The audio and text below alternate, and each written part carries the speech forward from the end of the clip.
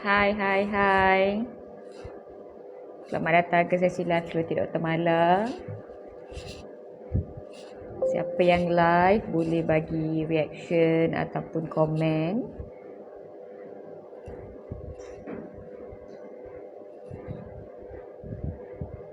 Okay, kita tunggu. Sebab saya dah lama tak live. So, saya rasa tak ramai yang dapat notification. Kita tunggu sedikit sebanyak orang masuk. Nanti kita start sembang ya. Alright, so hari ni saya nak bercakap tentang influenza. Sebab virus influenza ni dah banyak sangat dah ya, dah ramai sangat yang terkesan dengan virus influenza ni ya. So hari ni saya nak sembang topik yang simple sahaja, iaitu influenza. So siapa yang tengah live, hai Baizura, hai Nur Afidah Rahim, hai Chiah Kongji, right, hai Syahidan Don. So siapa yang berada live bersama saya boleh letak dekat ruangan komen #influenza.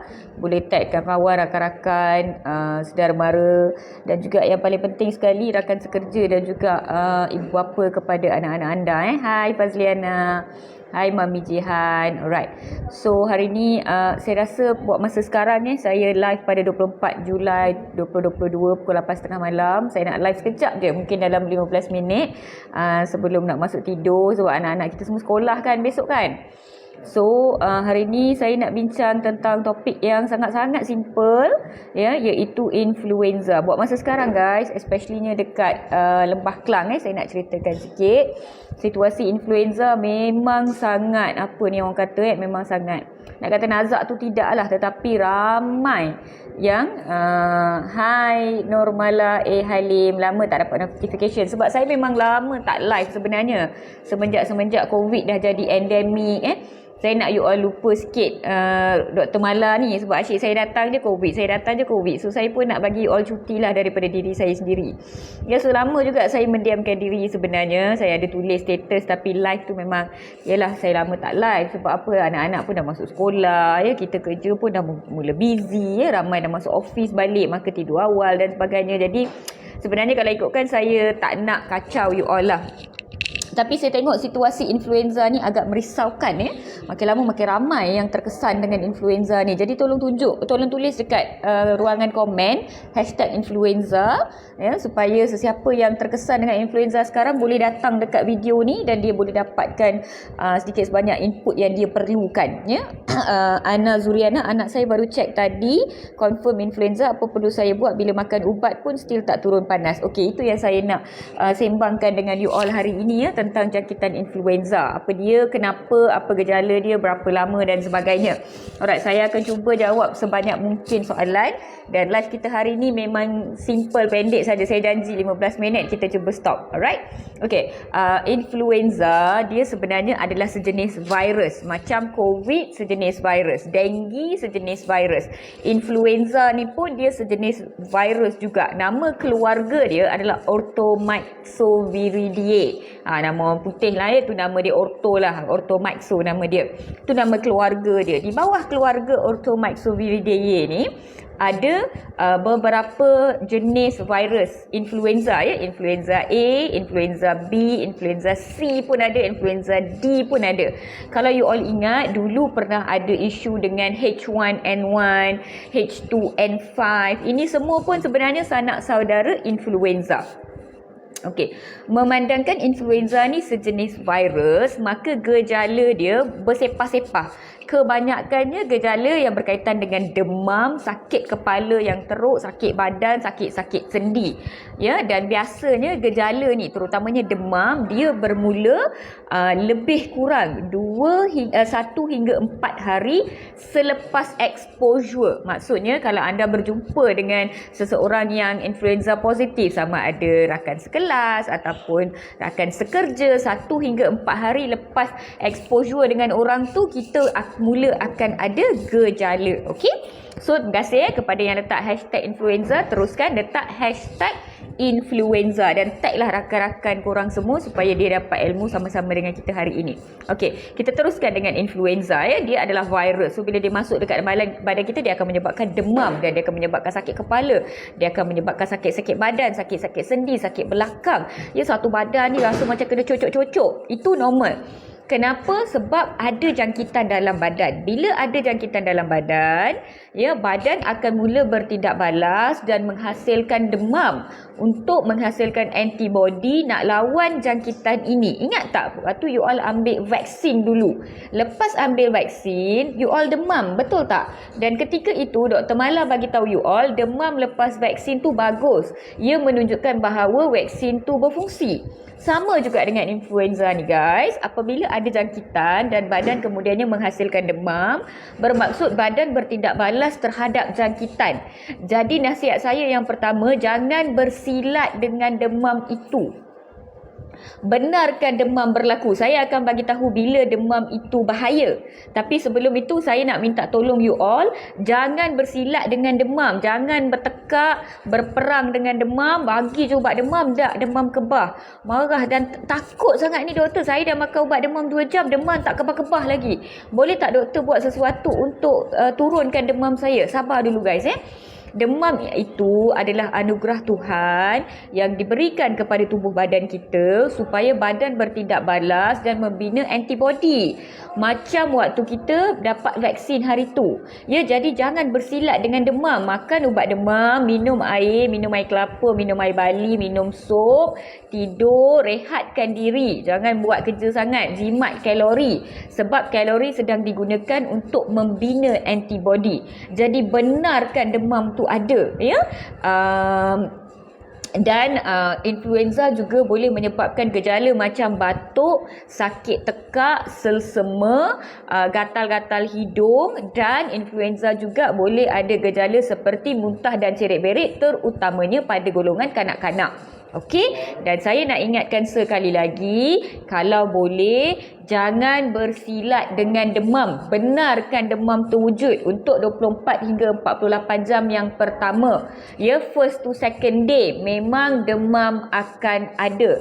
Dan dalam influenza demam dia memang tinggi. Kalau COVID hari tu, walaupun dia bahaya, biasanya hari pertama hingga hari kelima demam dia dedah-dedah je 37.5, 37.8. Jadi orang pun tak sedar dia kena COVID. Sebab tu dia dah berjalan, dia dah pergi merata-rata dah. Lepas tu COVID pula tak perasan pun.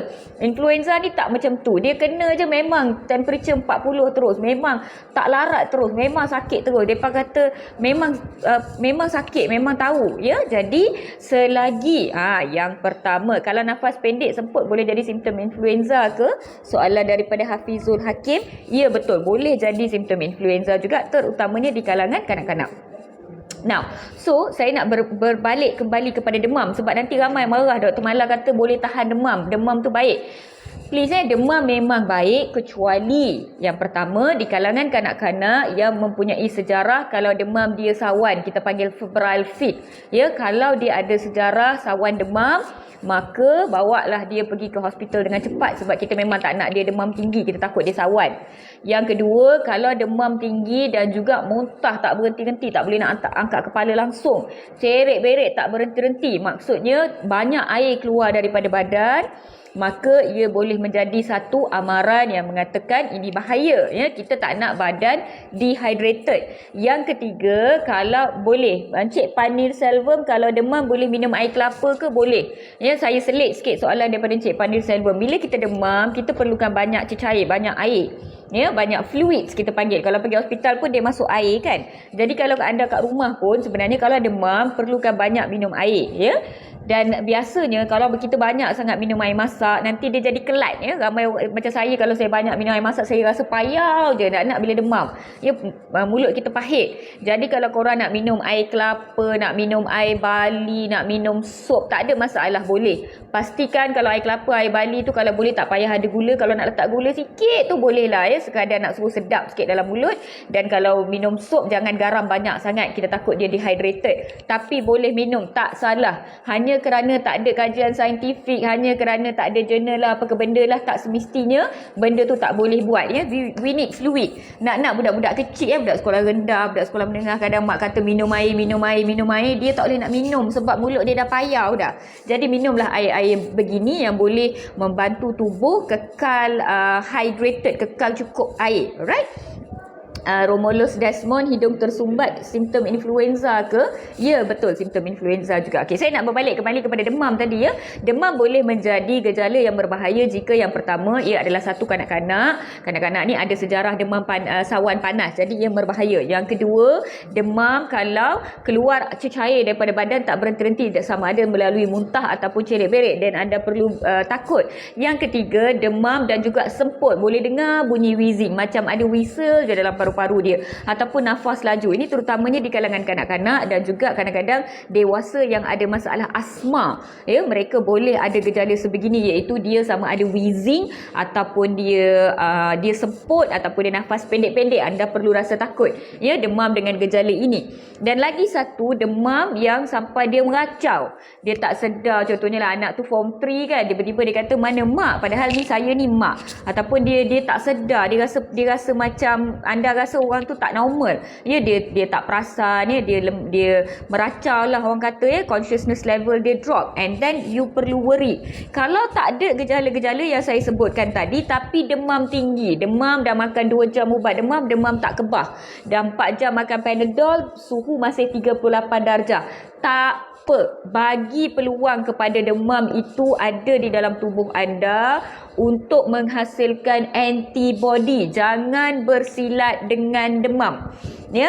Siapa yang tengah dengar dan mampu tak, tolong letak dalam ruangan komen. Dr. Mala cakap ya, demam adalah satu tindak balas di dalam tubuh untuk menghasilkan antibody. Jadi kalau dah makan ubat demam, tak ada amaran yang saya sebutkan tadi, tolong benarkan demam itu wujud dalam tubuh anda untuk jangka masa yang pendek, 24 hingga 48 jam. Allow fever to happen supaya antibody boleh terhasil. Kalau setiap kali demam kita nak suppress demam tu ya, nak tekan demam tu bagi dia hilang, demam je nak turun, dah bagi ubat demam paracetamol tak cukup, nak bagi ubat demam boren lagi, nak bagi Brufen lagi, nak juga turunkan demam itu. Kalau anda berbuat demikian, badan tidak boleh menghasilkan antibody. Ya, tolong faham ya. Jangan bersilat dengan demam itu. Kalau you all cuba recall balik, dulu-dulu orang zaman 80-an. Can you WhatsApp him? Sambil boy, can you bring water for mommy? Coldy water. Thank you. Sorry ada phone call tadi. Alright, jangan bersilat dengan demam ya. Ingat tak dulu zaman kita, zaman 80-an, 90-an ya, kalau demam, mak-mak kita, nenek-nenek kita, makcik kita, dia tak ada akses untuk terus pergi ke klinik ataupun farmasi untuk terus beli ubat demam, tak ada. Jadi hari pertama, hari kedua demam tu biasanya mak bagi air kelapa, bagi air bali, jelur dengan air, bagi minum makan bubur. Jadi demam tu wujud. Demam tu wujud, badan dah bina antibody. Hari ketiga, hari keempat tak kebah lagi, baru mak bawa pergi hospital. Jadi tubuh kuat, tubuh bina antibody sendiri. Sekarang kita terus dah bagi segala macam ubat, nak juga demam tu turun. Itu yang lambat tu kadang-kadang nak baik tu ya. Jadi benarkan demam itu wujud. Saya tak kata jangan makan ubat demam. Makan ubat demam 6 jam sekali, selagi tiada gejala amaran yang saya sebutkan tadi. Benarkan tubuh kita berada dalam keadaan demam. Kalau anak tu dah bagi ubat demam, memang tak kebah lagi, tapi dia baring je ya, dia boleh tengok TV dia boleh main game, benarkan. Sama juga kalau budak sekolah rendah ya, anak-anak kecil kita dah bagi ubat demam, tak kebah lagi, saya faham ya. Jadi bila tak kebah lagi tapi dia okey, bagi makan, boleh makan 2-3 suap ya, benarkan dia demam tu wujud. Kalau dah 2 hari, kenapa suara tak ada doktor? Alamak, dengar tak? Hello, you all dengar tak? Anak saya dulu pun demam sampai seizure. Kalau demam sampai seizure, bahaya. Terus bawa pergi ke hospital. Demam je 40 darjah dalam masa 6 jam, tak kebah lagi, bawa pergi hospital dengan cepat. Itu memang bahaya ya. Itu warning sign Dr. Morgan dah sebut tadi. Biarkan demam sementara ya. Sementara dah makan ubat paracetamol, dah makan ubat Tamiflu, dah makan ubat-ubat, benarkan demam itu wujud supaya badan kita boleh bertindak balas. Jangan bersilat dengan demam. Yang kedua, saya nak bagi tahu dalam musim sekarang ya, yang mana influenza mencanak-canak, ada juga kes-kes seperti denggi dan sebagainya. Tolonglah sangat-sangat ya, tolong jangan bagi ubat Voren, terutamanya untuk kanak-kanak. Suppository Voren, VOREN, jangan bagi selagi anda tak tahu ia demam apa. Ya, kalau dah buat blood test, dah buat test dan sebagainya, dah tahu, thank you. Dah tahu ini adalah demam, contohnya mycoplasma. Ini adalah demam tonsillitis tapi bukan dengue, bukan influenza. Then anda nak bagi ubat Warren boleh. Tetapi kalau baru hari pertama demam, baru hari kedua demam, belum tahu diagnosis, jangan bagi ubat Warren kepada anak-anak anda, dan sebaik-baiknya untuk dewasa pun jangan bagi juga. Saya faham sakit badan, memang rasa sengal, sendi-sendi ni macam nak tercabut, saya faham. Tapi ingat, kalau anda disahkan dengue ataupun disahkan influenza, tak boleh bagi Warren, ya, sebab ubat-ubat non-steroidal anti-inflammatory drugs, kita panggil NSAIDs, NSAIDs, boleh menyebabkan radang. Terutamanya kalau influenza, bagi ubat Warren boleh menyebabkan radang di kepala, kita panggil necrotizing encephalitis, NEC, dekat otak, ya. Jadi tolong elakkan. Kalau anda pergi ke klinik, pergi kat hospital pun, doktor nak bagi ubat punggung, tanya doktor, ini ubat Warren ke ubat paracetamol? Ubat paracetamol boleh, ubat Warren elakkan. Warren tu ubat apa ya doktor? Ubat masuk dalam punggung untuk rendahkan suhu, untuk suhu, ya. So dia biasanya dia macam ubat demam ni kan, dia macam yang masuk punggung kan, dia macam ampule tu kan, biasanya dia warna hijau, dia punya tulisan tu. Kalau paracetamol dia putih. Kalau yang dibekalkan Warren untuk cegah sawan, macam mana doktor? Boleh bagi sekali, lepas tu rush lah pergi hospital. Kalau boleh jangan bagi all the time, ya. Sebab saya sebutkan benda ni sebab ada ibu bapa yang dia rasa anak dia tak boleh nak makan ubat, jadi dia bagi ubat suppository Warren 6 jam sekali, 2-3 hari dia sambung je bagi ubat tu. Jadi kalau boleh janganlah, ya. Saya nak, apa beza influenza dengan COVID? Very good question, Wins Nizam. Saya dah sebut ke semua yang saya nak sebut tadi? Okey, saya nak sambung sikit je lagi pasal influenza ni, ya. Jika anda ada faktor risiko seperti kanak-kanak yang pergi ke taska, pergi ke sekolah, dan juga ada kontak dengan orang influenza, baru pergi holiday dan sebagainya, kalau ada gejala demam, sangat-sangat disarankan pada 24 hingga 48 jam yang pertama buat swab test. Kalau positif, mulakan ubat Tamiflu, ya. Kebanyakan hospital dan juga klinik swasta ada ubat ini, ya, dan dia ada dos dia mengikut berat badan. Kalau untuk kanak-kanak, untuk dewasa dos yang sama sahaja, ya. Selain daripada ubat Tamiflu ni yang khas untuk influenza, biasanya anda akan dibekalkan dengan ubat-ubat lain macam ubat demam, ubat batuk, ubat sesama, sakit tekak dan sebagainya.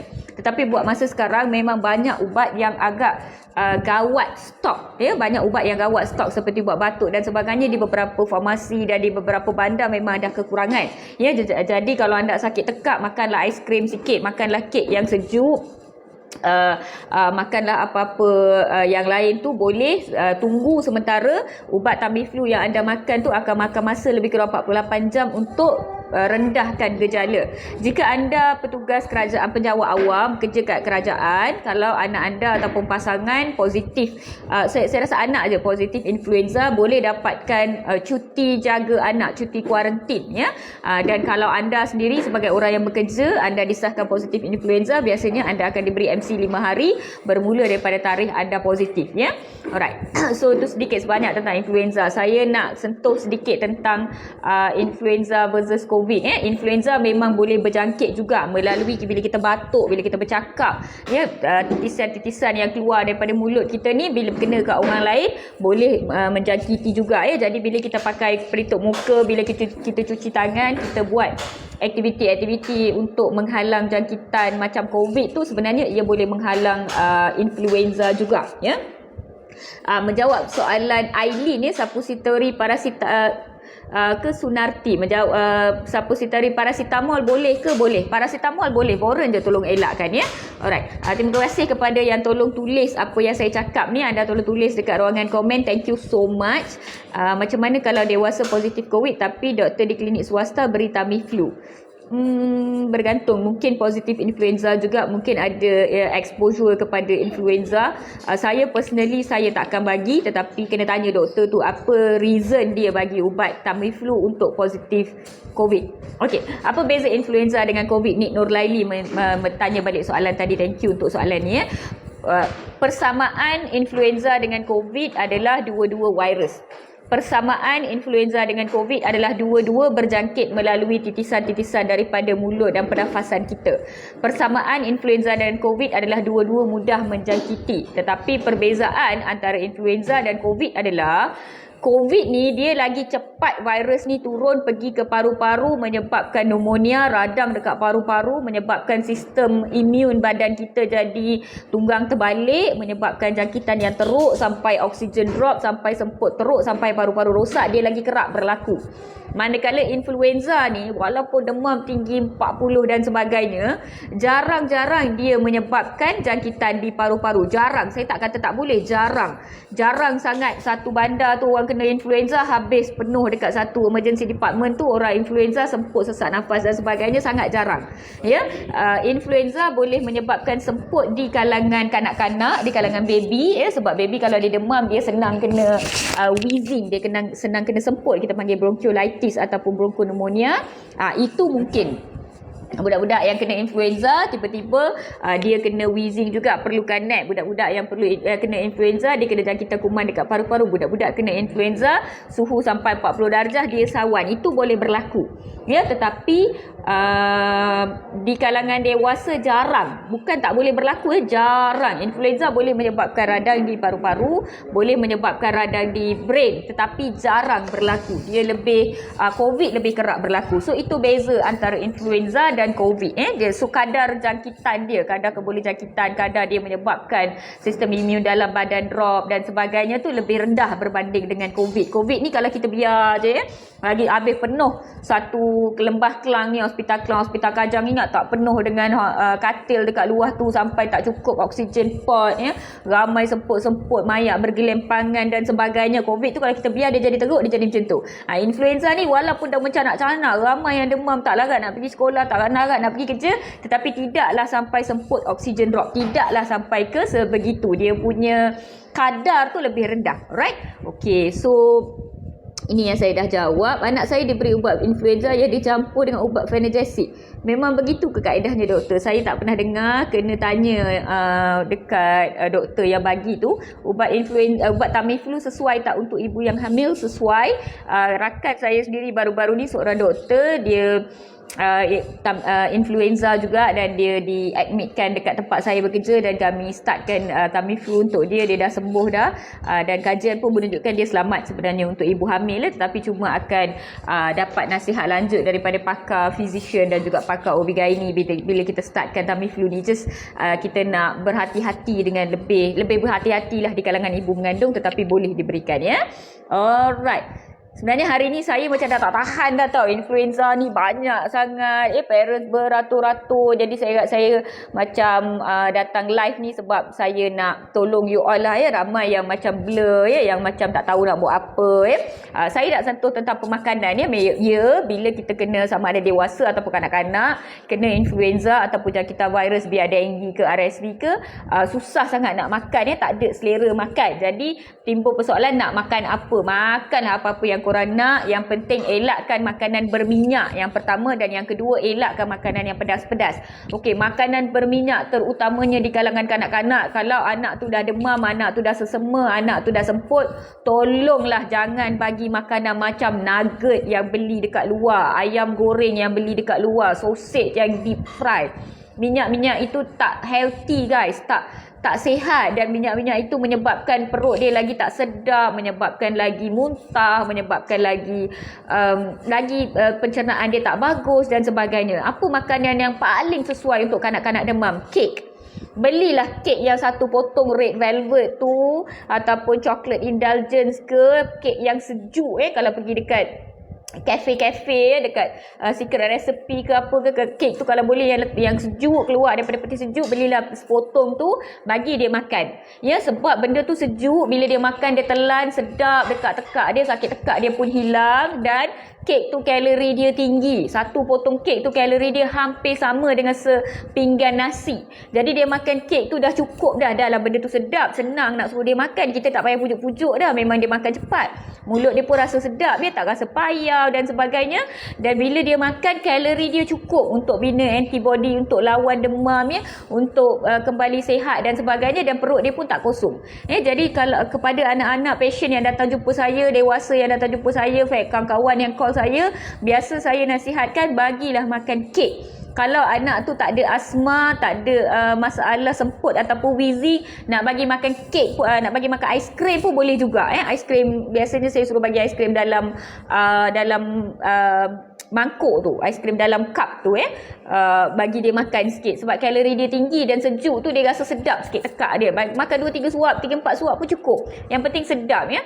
Puding sejuk, boleh bagi makan buah. Ya, kenapalah kalau demam ya, seorang tak boleh ke makan buah doktor? Yalah, sebab mak-mak kita, nenek-nenek kita dulu kata buah tu menyebabkan sesama demam. Tidak, ya, kecuali kepada kanak-kanak yang memang ada asma.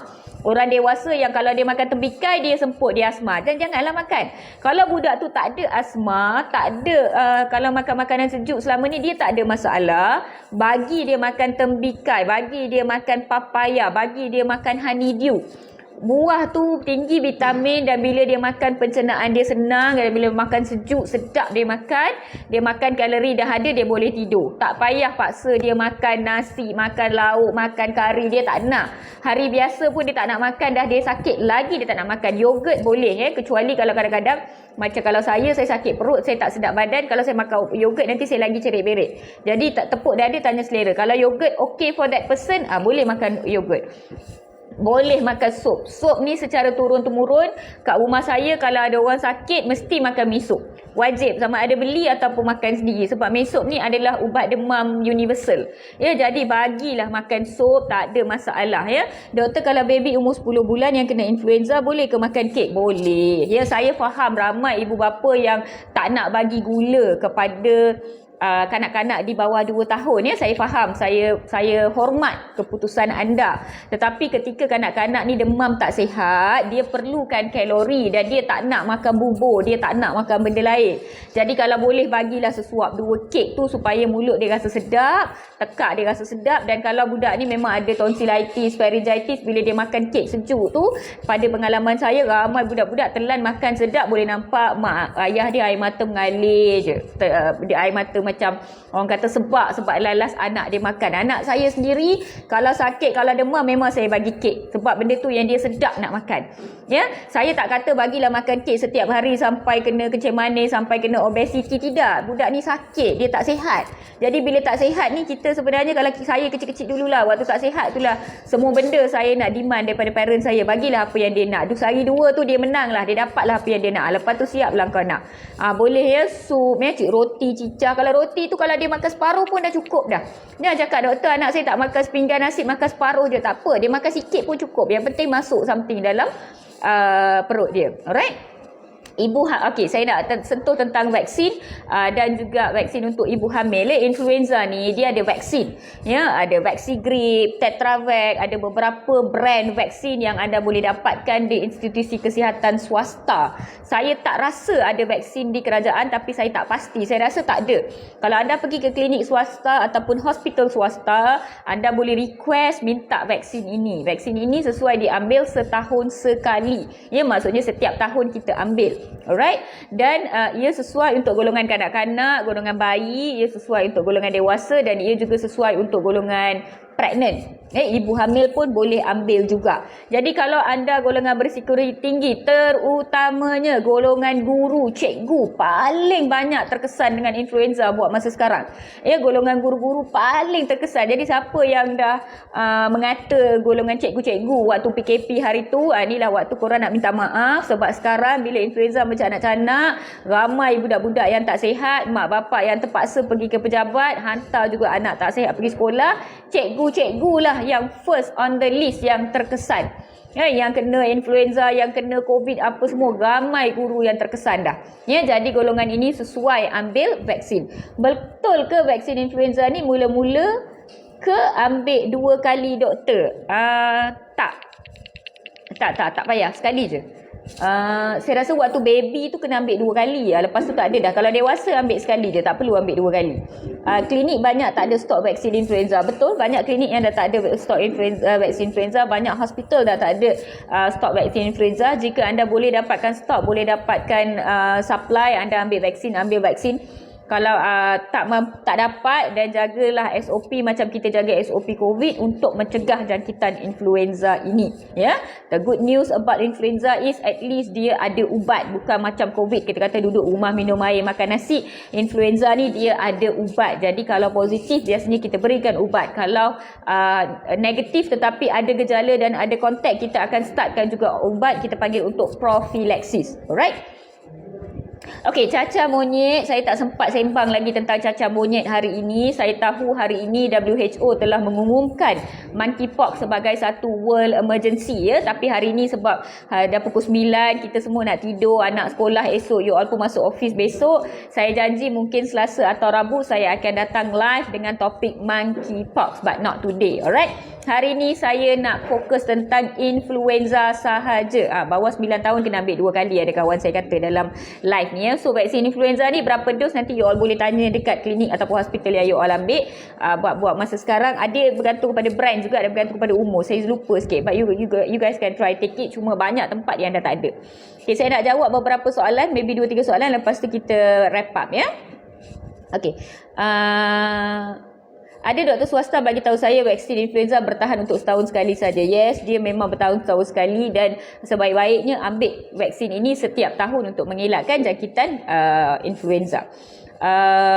Okey, doktor, anak yang kena influenza kena kuarantin, ya doktor? Sama ke macam kuarantin COVID? Okey, Sis Rashidah Rahman, ya. Now, untuk influenza tak payah kuarantin macam kuarantin COVID, sampai tutup pintu, tak berjumpa, hantar makanan depan pintu, macam tu tak payah. Tapi sebaik-baiknya pakailah pelitup muka dalam rumah, cuci tangan, elakkan berkongsi makanan. Maksudnya adalah sedikit sebanyak kuarantin, tapi tak perlulah kuarantin macam COVID. Dan dalam keadaan influenza tengah mencanak-canak ni, kalau anak-anak anda bergejala, seboleh-bolehnya jangan hantar pergi ke taska ataupun ke sekolah. Walaupun saya faham banyak ibu bapa yang tak mampu sebab terpaksa pergi office, terpaksa pergi ke pejabat. Jadi saya mohon, kalau ada majikan-majikan yang tengok live Dr. Mala, ya, termasuklah majikan daripada agensi kerajaan, swasta dan sebagainya, kalau boleh tolong benarkan work from home kepada